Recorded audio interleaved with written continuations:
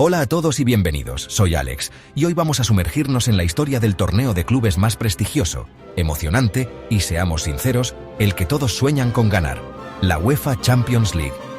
Desde su creación como la Copa de Europa, esta competición ha sido el escenario donde nacen las leyendas, donde se forjan dinastías y donde una sola noche puede definir la historia de un club para siempre. Es más que un trofeo, es la cumbre del fútbol europeo, un campo de batalla donde los mejores de los mejores luchan por la inmortalidad. La música, el ambiente, la tensión, no hay nada que se le compare. En este video nos embarcaremos en un viaje épico a través del tiempo. Recorreremos cada una de las finales, desde la primera en 1956 hasta una proyección de lo que nos deparará el futuro en 2025. Reviviremos momentos icónicos, goles inolvidables y las historias de los equipos que lograron alzar la orejona. Es un homenaje a los gigantes del fútbol que han dejado su huella indeleble en este magnífico torneo. Una celebración de su grandeza y de los sueños que inspiraron en millones de aficionados alrededor del mundo. Para que este viaje sea claro y ordenado, he organizado toda la información por décadas. Así, podremos apreciar mejor las eras de dominio, las sorpresas y la evolución del propio torneo. Analizaremos quiénes fueron los campeones año tras año, destacando a los equipos más laureados y las dinastías que definieron cada periodo. Así que pónganse cómodos, preparen su bebida favorita y acompáñenme en este recorrido por la historia de la gloria europea. ¡Empezamos! La historia de la Copa de Europa comienza a mediados de los años 50, y desde el primer momento, un club dejó claro que había nacido para reinar en este torneo. Hablo, por supuesto, del Real Madrid.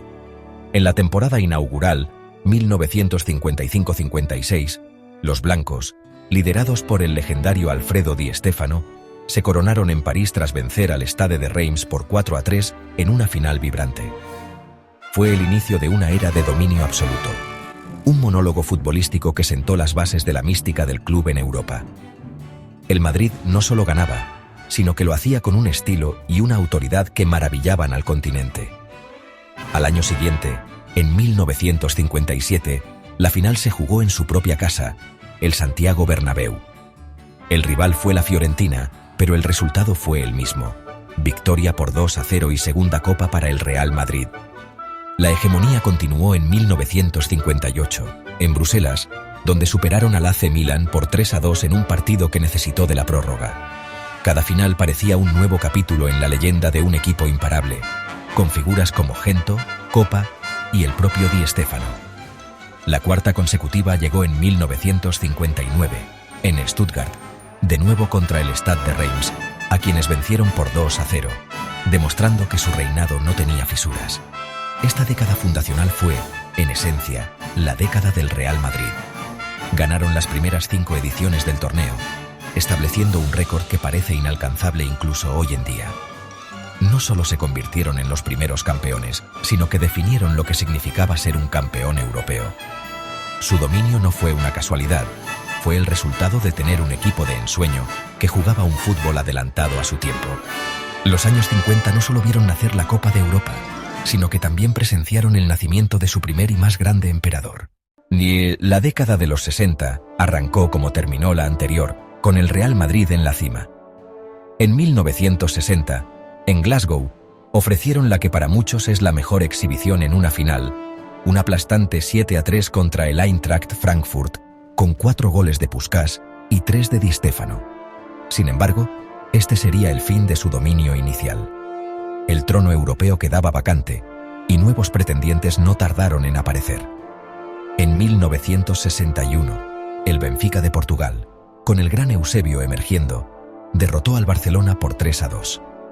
Al año siguiente, en 1962, repitieron la hazaña venciendo al propio Real Madrid por 5-3, confirmando el cambio de guardia. La antorcha pasó entonces a Italia.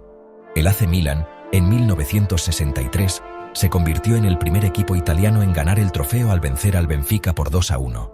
Pero fue su rival de ciudad, el Inter de Milán del técnico Helenio Herrera y su famoso Catenaccio, quien dominaría a mediados de la década. Ganaron 2 títulos consecutivos, en 1964 contra el Real Madrid, 3-1, y en 1965 contra el Benfica, 1-0. El fútbol italiano, pragmático y defensivo, se imponía en Europa. El Real Madrid tendría un último momento de gloria en 1966, ganando su sexto título contra el Partizan de Belgrado, 2-1, con un equipo completamente español, conocido como el Madrid Yeye. El final de la década vio el surgimiento del fútbol británico. El Celtic de Glasgow, con sus Leones de Lisboa, hizo historia en 1967 al ganar la Copa con un equipo formado íntegramente por jugadores locales, venciendo 2-1 al Inter.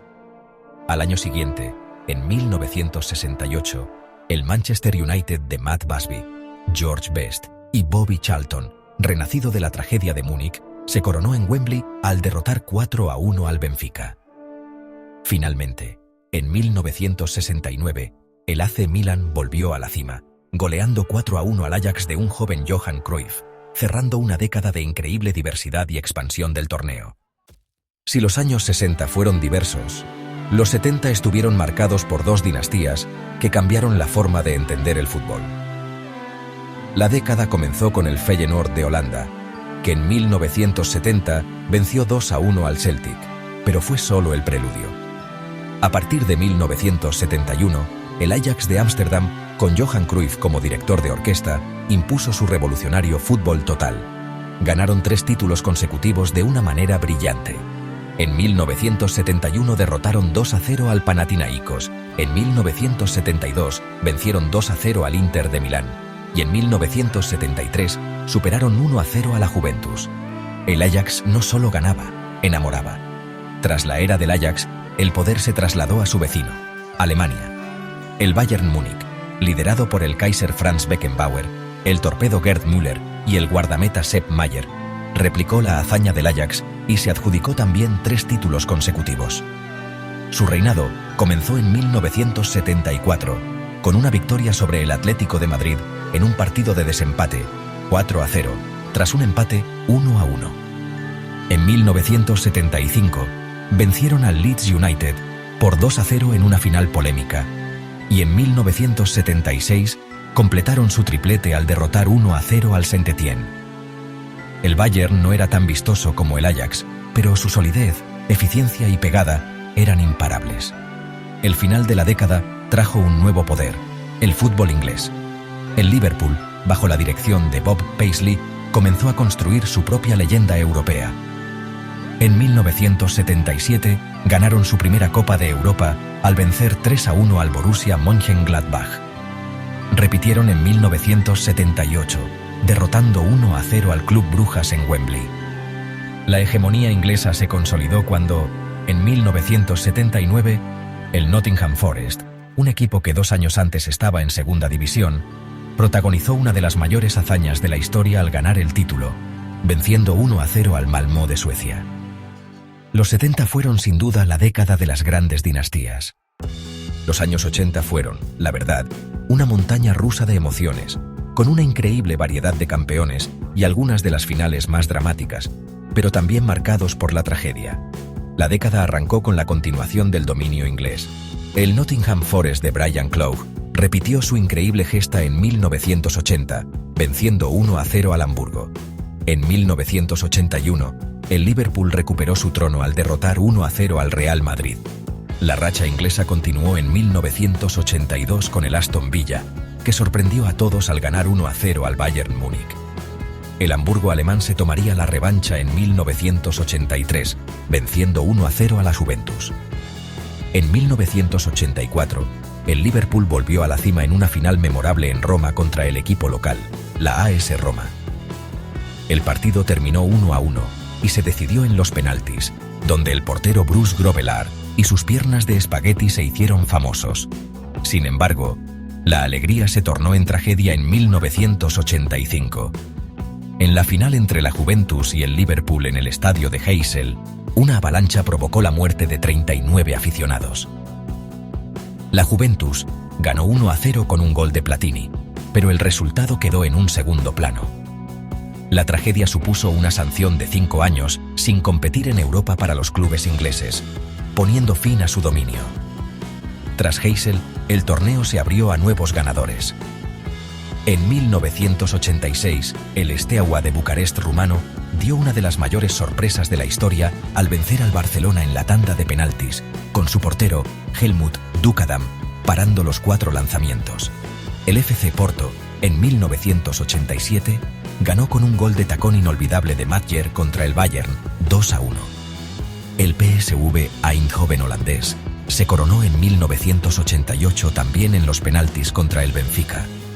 La década se cerró con la aparición de un equipo legendario, el AC Milan de Arrigo Sacchi, que en 1989 aplastó 4-0 al Steaua de Bucarest, iniciando una nueva era de dominio. La década de los 90 fue, sin duda, un punto de inflexión. El torneo se reinventó, cambiando su nombre a UEFA Champions League en la temporada 1992-93 e introduciendo un formato de fase de grupos que lo haría mucho más competitivo y comercial. La década comenzó con el AC Milan de Sacchi repitiendo título en 1990, venciendo 1-0 al Benfica. Al año siguiente, en 1991, el Estrella Roja de Belgrado yugoslavo se coronó en una final soporífera contra el Marsella, decidida en los penaltis. En 1992, el Dream Team del Barcelona, dirigido por Johan Cruyff, ganó su primera Copa de Europa en Wembley con un golazo de falta de Koeman contra la Sampdoria. La nueva era de la Champions League arrancó con la sorprendente victoria del Olympique de Marsella en 1993, que venció 1-0 al gran favorito, el AC Milan, convirtiéndose en el primer y único club francés en ganar el trofeo. Sin embargo, su título quedó manchado por escándalos de amaño de partidos en la Liga francesa. En 1994, el Milan, ya con Capello en el banquillo, se vengó de la derrota del año anterior con una de las exhibiciones más memorables, goleando 4-0 al Dream Team del Barcelona en Atenas. El Ajax, con una nueva generación de talentos como Kluivert, Seedorf y Davids, resurgió en 1995 para ganar 1-0 al Milan. El final de la década, bueno, fue un carrusel de campeones. La Juventus ganó en 1996 en los penaltis contra el Ajax. En 1997, el Borussia Dortmund dio la sorpresa al vencer 3-1 a la Juve. El Real Madrid, tras 32 años de sequía, volvió a la gloria en 1998 con un gol de Mijatovic para ganar 1-0 a la Juventus. Y la década se cerró con una de las finales más increíbles de todos los tiempos. En 1999, en el Camp Nou, el Manchester United perdía 1-0 contra el Bayern Múnich en el minuto 90. Pero 2 goles en el tiempo de descuento, de Sheringham y Solskjaer, le dieron una victoria épica e inolvidable. El nuevo milenio comenzó con un claro dominio español. El Real Madrid, con su política de Zidanes y Pavones, se consolidó como el rey de Europa. Ganaron en el 2000, en la primera final entre equipos del mismo país, venciendo 3-0 al Valencia. 2 años después, en 2002, repitieron título en Glasgow contra el Bayer Leverkusen, gracias a una volea legendaria de Zinedine Zidane que es, para muchos, el mejor gol en la historia de las finales. Entre medias, en 2001, el Bayern Múnich se desquitó al vencer al Valencia en la tanda de penaltis. La década también fue testigo del resurgimiento del fútbol italiano, con el AC Milan como protagonista. Dirigidos por Carlo Ancelotti, ganaron en 2003 a la Juventus en los penaltis. Sin embargo, en 2005 protagonizaron el milagro de Estambul, una final increíble en la que, tras ir ganando 3-0 al descanso, vieron cómo el Liverpool de Rafa Benítez les empataba a 3 y les ganaba en los penaltis. Fue una de las remontadas más espectaculares de la historia. El Milan tendría su revancha 2 años después, venciendo 2-1 al mismo Liverpool en Atenas. El resto de la década vio campeones memorables. El FC Porto de un joven José Mourinho sorprendió a todos en 2004. El Barcelona de Frank Rijkaard y un emergente Lionel Messi ganó en 2006 al Arsenal. El Manchester United de Cristiano Ronaldo se coronó en 2008 bajo la lluvia de Moscú. Y la década se cerró con el Barcelona de Pep Guardiola, que en 2009 venció al Manchester United en Roma, completando un triplete histórico.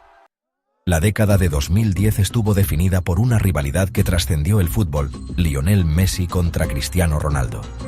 Sus equipos, Barcelona y Real Madrid, dominaron el panorama. El Barça de Guardiola volvió a ganar en 2011, superando de nuevo al Manchester United, 3-1, en una exhibición en Wembley. El Chelsea logró su ansiada primera Champions en 2012, venciendo al Bayern en su propio estadio en los penaltis. El Bayern se redimió en 2013, ganando la final alemana contra el Borussia Dortmund, 2-1. Pero a partir de 2014, el Real Madrid inició una era de dominio sin precedentes. Liderados por Cristiano Ronaldo, los blancos ganaron 4 títulos en 5 años. En 2014, vencieron al Atlético de Madrid 4-1 en la prórroga con el famoso gol de Ramos en el minuto 93. Luego, con Zidane en el banquillo, lograron 3 títulos consecutivos. En 2016 contra el Atlético en los penaltis. En 2017 goleando 4-1 a la Juventus. Y en 2018 venciendo 3-1 al Liverpool, con una chilena memorable de baile. Solo el Barcelona en 2015, con su tridente MSN, pudo romper esa hegemonía al ganar 3-1 a la Juventus. El Liverpool de Jürgen Klopp cerró la década ganando en 2019 al Tottenham, 2-0. La década de 2020 arrancó en plena pandemia, con el Bayern Múnich ganando en 2020 al PSG 1-0. El Chelsea de Tuchel ganó su segunda en 2021 contra el Manchester City, 1-0. El Real Madrid, en 2022, protagonizó una campaña de remontadas épicas para ganar su 14ª Copa contra el Liverpool, 1-0. En 2023, el Manchester City de Guardiola finalmente logró su triplete y su primera Champions, venciendo 1-0 al Inter. El Real Madrid, en 2024, reafirmó su estatus de rey de Europa al ganar la 15ª contra el Dortmund, 2-0. Y mirando al futuro, en una predicción audaz, diremos que el Bayern Múnich en su casa se coronará campeón en 2025. Y así, llegamos al final de nuestro increíble viaje por la historia de la UEFA Champions League. Hemos revivido décadas de fútbol, desde el dominio imperial del Real Madrid en los años 50, pasando por las revoluciones tácticas del Ajax y el Milan, hasta la era moderna definida por la rivalidad entre Messi y Cristiano y la asombrosa capacidad del Real Madrid para reinventarse y seguir ganando.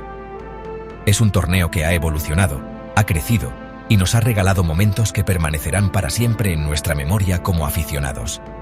Al mirar el palmarés histórico, es imposible no maravillarse con la grandeza de ciertos clubes. Equipos como el Milan, el Bayern, el Liverpool y el Barcelona han escrito páginas doradas. Sin embargo, hay un club que se encuentra en un pedestal propio, un auténtico monarca del fútbol europeo, el Real Madrid. Sus 15 títulos son un testimonio de una mentalidad ganadora única, una relación casi mística con esta competición. Son, sin lugar a dudas, los reyes indiscutibles de la Champions League, un gigante cuya leyenda parece no tener fin. Este ha sido mi recorrido, pero ahora quiero conocer el vuestro. ¿Cuál ha sido su final favorita de la Champions League? Ese partido que les hizo saltar del sofá, gritar de alegría o llorar de emoción.